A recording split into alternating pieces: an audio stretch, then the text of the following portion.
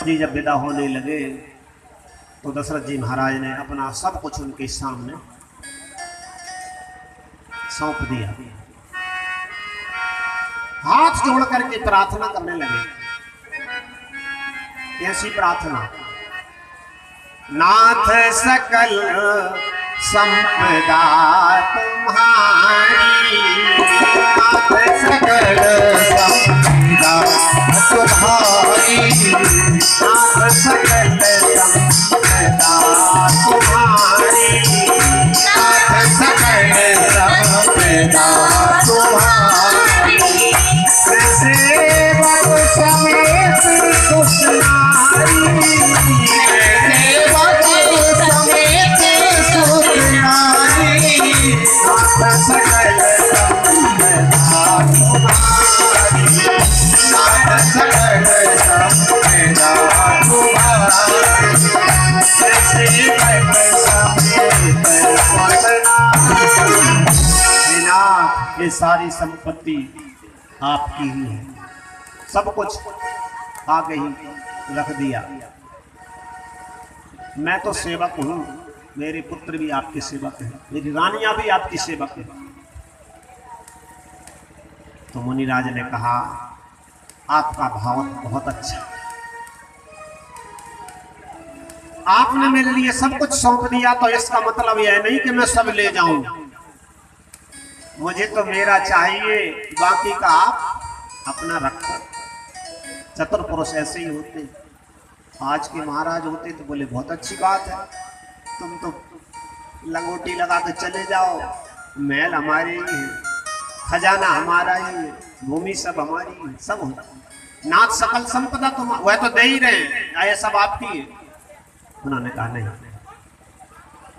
मुझे मेरा चाहिए। नेग मांग मुनि नायक लीना, आशीर्वाद बहुत विधि दीना। विदा होकर के चिन्ह दिए। गोस्वामी जी कहते हैं यह भगवान सीताराम जी का विवाह है। अभी तो राम जी अकेले थे, अब सीताराम हो गए। थोड़ा सीताराम सीताराम गा ले। सीताराम सीताराम सीताराम जय सीताराम, सीताराम सीताराम सीताराम जय सीताराम,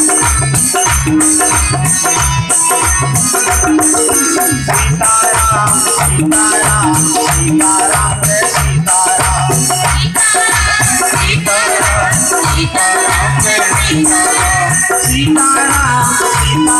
सीताराम जय सीताराम, सीताराम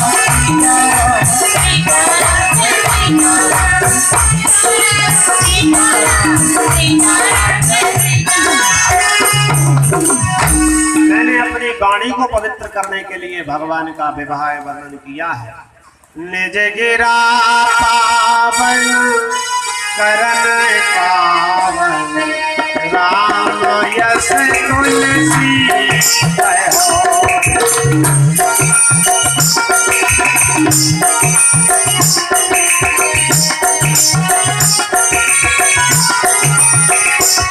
रघुवीर चरित अपार, पार कवि बोले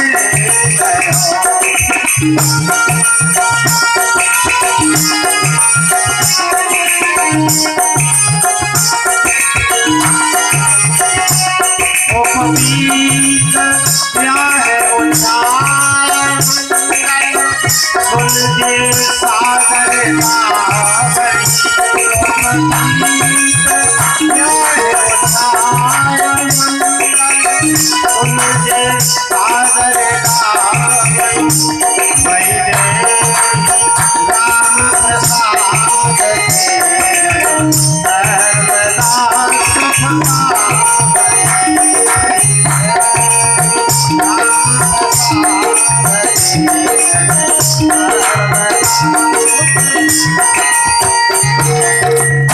भगवान के मंगलमय जन्म उत्सव और भी जो उनके उपवीत जनेऊ संस्कार, चूड़ाकरण संस्कार, कर्ण वेद, दीक्षा संस्कार, विवाह संस्कार, इन कथाओं को जो गाएंगे भगवान सीताराम जी की कृपा से उनके जीवन में हमेशा मंगल ही मंगल होता रहेगा। आइए चलो कहाँ चलते हैं, अयोध्या कांड में प्रवेश करते हैं। कल मंगलवार है, कल सुंदर कांड का पाठ होगा। बार बार इसलिए कह रहे हैं कि ध्यान रखें, कल सब लोग एक एक सुंदर कांड लेकर के आएंगे और सभी इसी तरह से बैठ करके सामूहिक रूप से सुंदर कांड करेंगे। कम से कम 51 और उससे अधिक जितने भी हो जाएं। सुंदर कांड की कथा होगी। कथा के समय कथा ही सुंदर कांड है और सुंदर कांड ही कथा है, इसी समय होगा। अब समय यह है कि 1 बजे से होती है तो आप लोग 2 बजे आते हैं तो कोई बात नहीं है, लेकिन जो पाठक गण हैं उनको तो चलो 2 बजे से कर लेंगे, 1 घंटा और कथा हो जाएगी बीच में, है ना। लेकिन सभी अपने अपने हाथों में सुंदर कांड पुस्तक लेकर के आएंगे। श्री राधे। श्री गणेशाय नमः।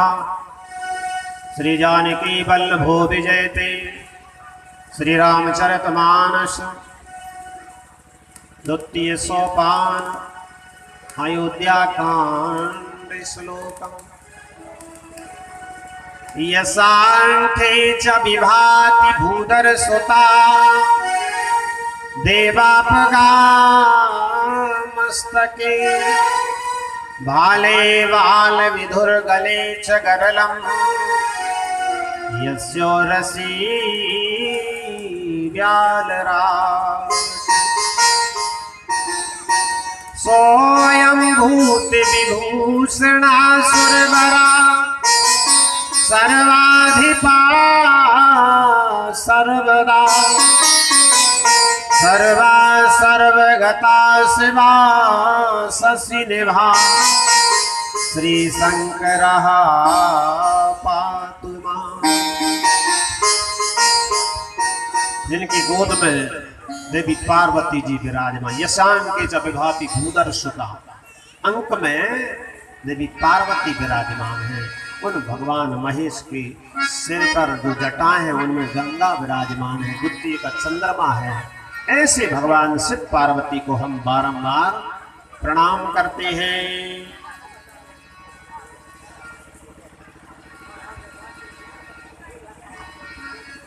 गोस्वामी जी ने अब पुनः गुरु जी के चरणों की वंदना, चरणों के रज की वंदना की है। प्रथम कांड में तो गुरु जी के चरणों की रज की वंदना की ही थी, लेकिन दोबारा से करते हैं। अपन जो कहते ना, श्री गुरु चरण सरोज रज निज मन मुकुर सुधार वर्णो रघुवर विमल यश जोदायक फल चार। किसी ने पूछा, आपने तो गुरु चरणों की वंदना पहले कर ली थी ना। गोस्वामी जी कहने लगे, अब मुझे भरत चरित गाना है, इसलिए दोबारा से गुरु जी के चरणों की रज की वंदना करता हूं, जैसे मेरा मन रूपी दर्पण साफ हो जाए, निज मन मुकुर सुधार।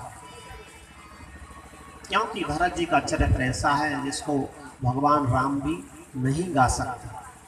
मैंने पहले दिन ही बताया था कि भगवान प्रकट हो जाए, कोई मांगे कि वरदान मांगे, हे महाराज आप भरत जी का चरित्र सुना दो, जानई राम न सकहीं बखानी,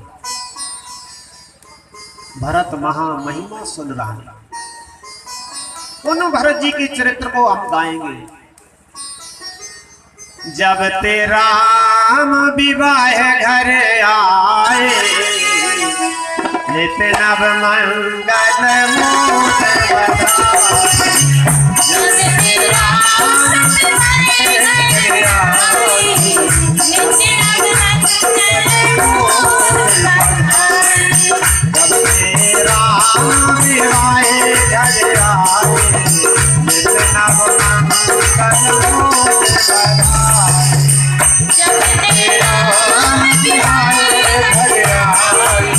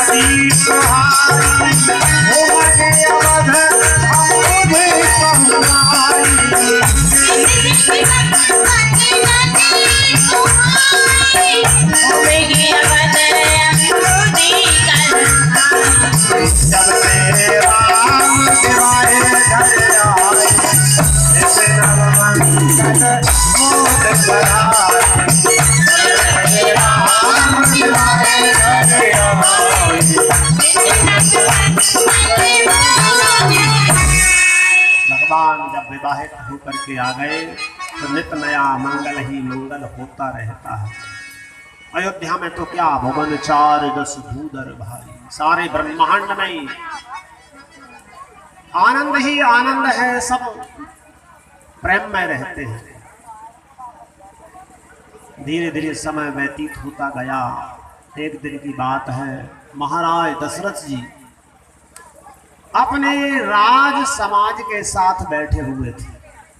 दशरथ जी महाराज सिंहासन पर विराजमान थे और सहज में ही उन्होंने अपने हाथ से दर्पण लेकर के इस तरह से अपने मुखारबिंद को देखा। सभा के बीच में कोई दर्पण देखे तो सभा वाले क्या कहेंगे, लेकिन उस सभा वालों को बताना चाहते हैं कि देखो भाई, मैं किस लिए दर्पण देख रहा हूं। अपने स्वयं के लिए दर्पण देखना ठीक होता है, दूसरे से कह दो तू अपना मुंह देख ले तो फिर ऐसा कहने वाला राक्षस बनता है, बने ना। सेवगणों ने नारद जी से कहा महाराज अपना मुंह देख लो, तो फिर नारद जी ने फिर क्या श्राप दिया, जाओ राक्षस बनो। अपनी गलतियां अपन स्वयं देखो। राय स्वभाय मुकुर कर लीना, बदन बिलोक मुकुट समकीना। मुकुट थोड़ा टेढ़ा हो गया था, उसको सीधा किया। अरे भगवान जी की सिंहासन लगा दो, क्या कर रहा है।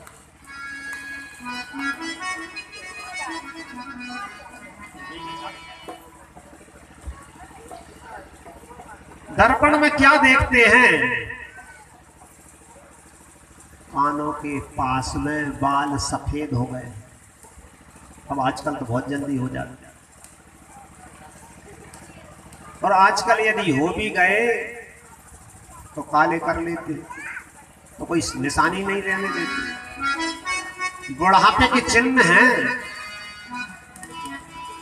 श्रवण समीप भय सित के सा, मनहु जरठ पन अस उपदेसा।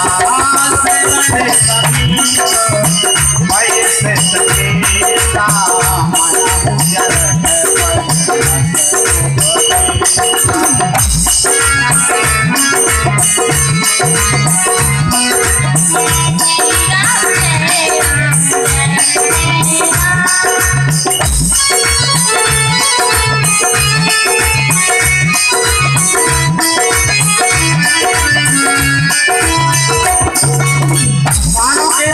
जो बाल सफेद हैं वह क्या शिक्षा दे रहे हैं कि महाराज नृत्य जो विराज राम को देहु, जीवन जटा में लाओ मिले। नृत्य जो विराज राम को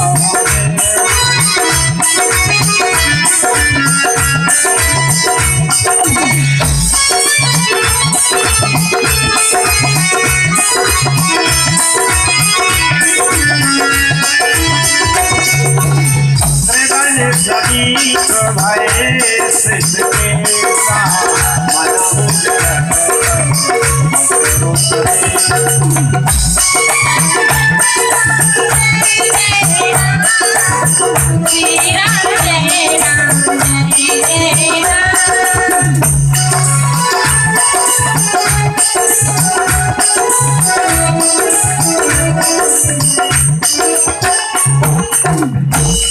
तो कानों के पास जो बाल है वो सफेद हो गए, उनको देख करके दशरथ जी महाराज मन में विचार करते हैं कि बुढ़ापा यह कह रहा है कि अब यह राजपद अपने पुत्र को दे दो। सबका बुढ़ापा यही कहता है कि जो भी अपना राज है, संपत्ति है, वो अपने पुत्रों को सौंप दो।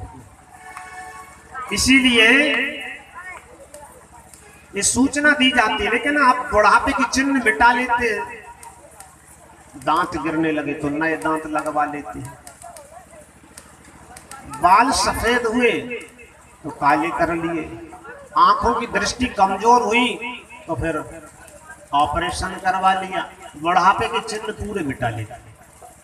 मानो यही चाहते हैं हम ही इस राजगद्दी को संभालेंगे, तुम्हें नहीं देंगे।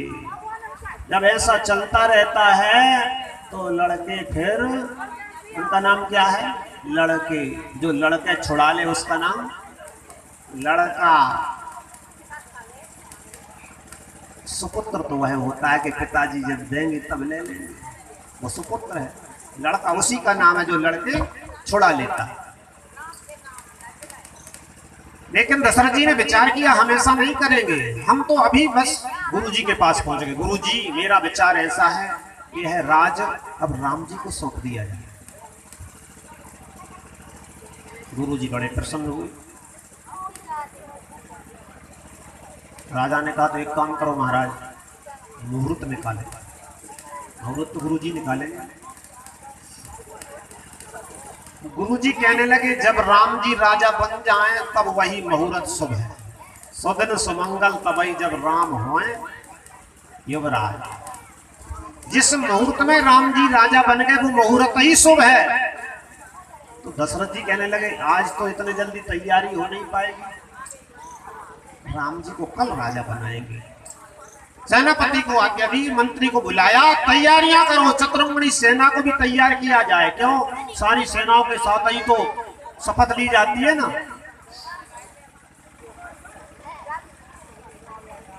मंत्री ने तुरंत सेवकों को पहुंचाया,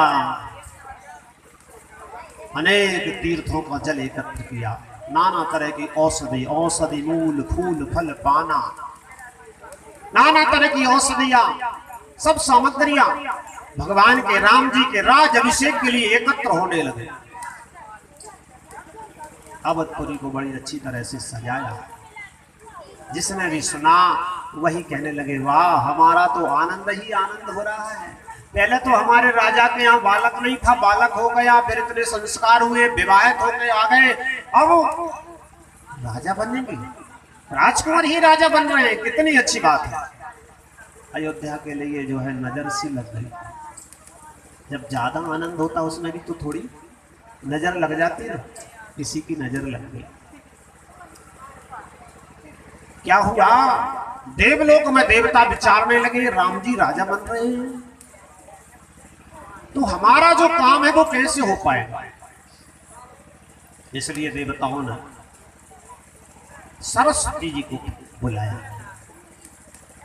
सरस्वती जी से कहा तुम एक काम करो, किसी तरह से इस कार्य में विघ्न डाल दो।